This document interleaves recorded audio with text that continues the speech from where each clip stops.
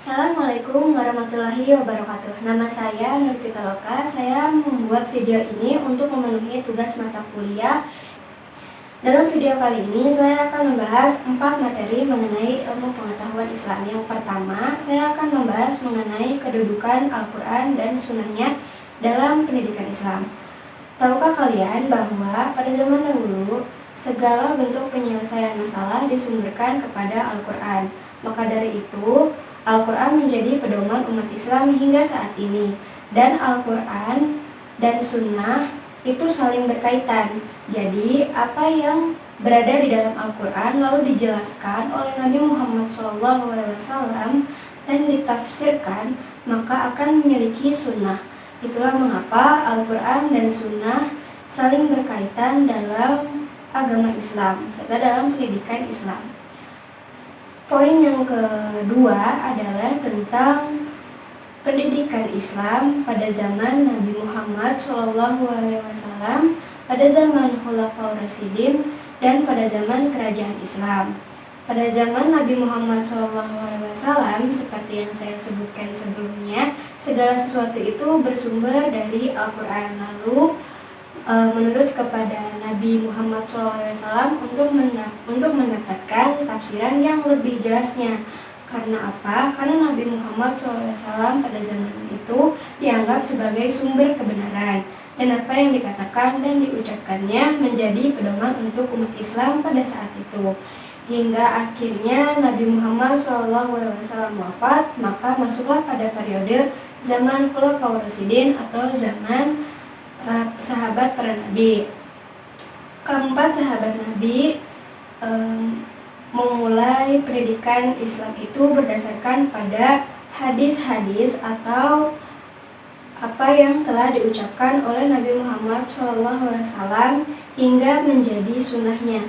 Jadi mulai saat itu pendidikan agama Islam disumberkan kepada hadis-hadis. Mulailah pada saat itu pengumpulan mushaf-mushaf Al-Quran, mulai pengumpulan hadis-hadis, dan perkembangan pendidikan Islam pada saat itu didirikan di masjid atau di tempat ibadah umat Islam. Karena apa?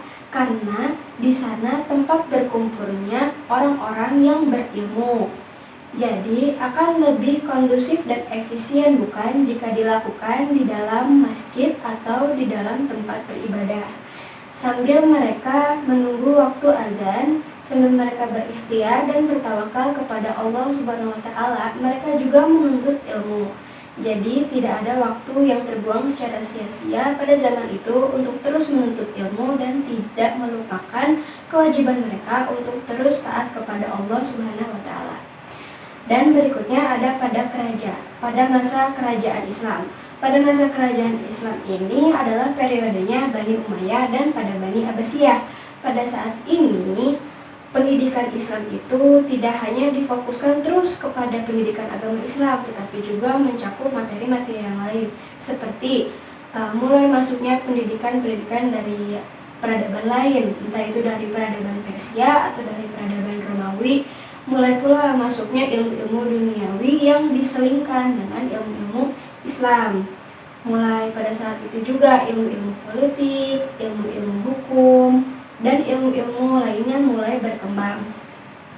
Hingga terus berlanjut kita sampai pada materi topik yang ketiga, yaitu pendidikan Islam di Indonesia pada masa penjajahan, masa kemerdekaan, Orde Baru, dan Orde Lama.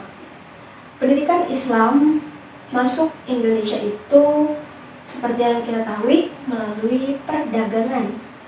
Karena apa? Karena Indonesia memiliki letak geografis perdagangan. Banyak sekali orang-orang dari Saudi Arabia yang pergi ke Indonesia untuk berdagang atau berniaga. Nah, pada saat itu juga di Arab mereka mengembangkan ilmu untuk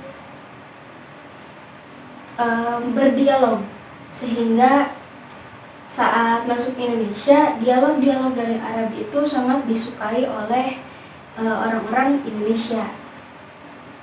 Seperti halnya cerita.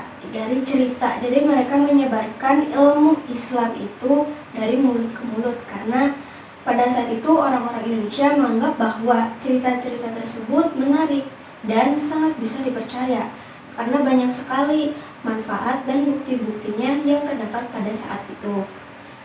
Nah, pendidikan di Indonesia dimulailah dari masjid-masjid kecil atau surau-surau kecil pada saat penjajahan.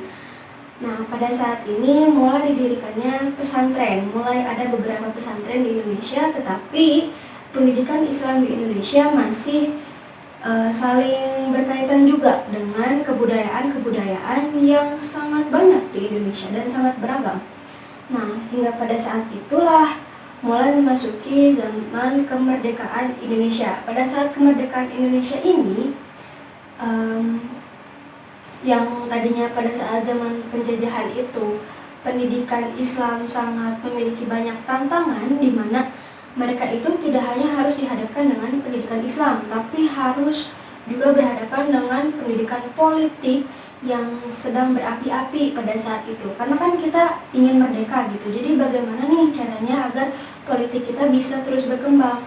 Hingga pada saat itu perkembangan pendidikan Islam mengalami banyak tantangan sampai akhirnya merdeka. Nah, pada saat merdeka ini mereka mulai mengimbangi pendidikan politik dengan pendidikan agama Islam, di mana peraturan-peraturan yang ada di Indonesia itu semulanya seperti Pancasila itu berkaitan atau memiliki perspektif dengan pendidikan Islam, memiliki kandungan-kandungan yang baik untuk menjaga kita semua.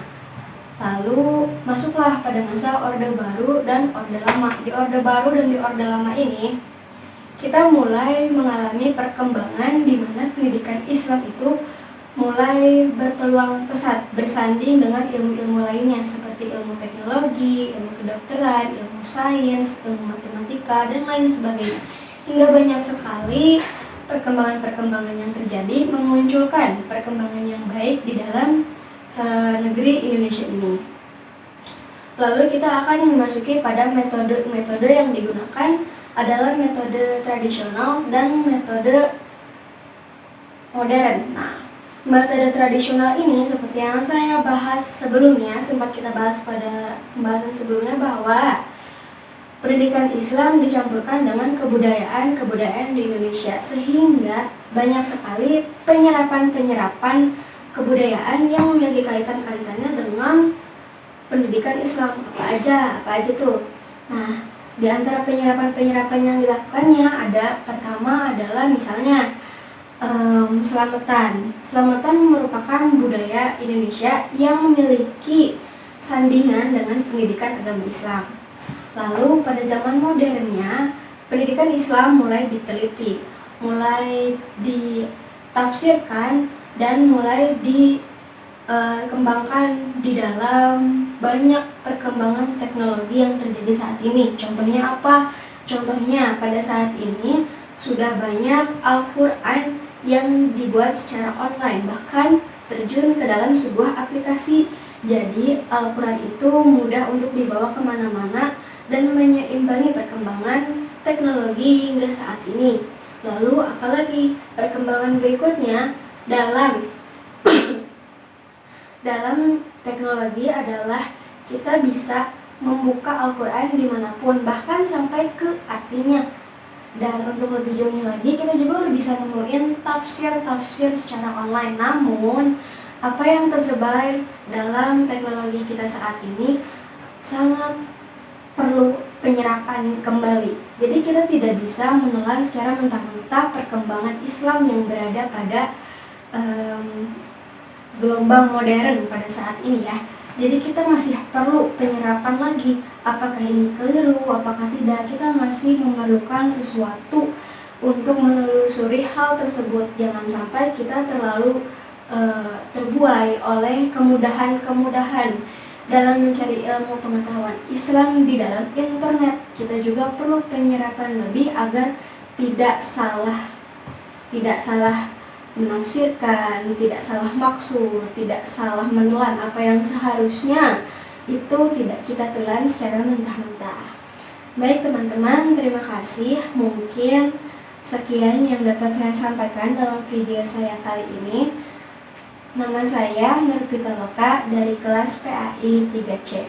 Assalamualaikum warahmatullahi wabarakatuh.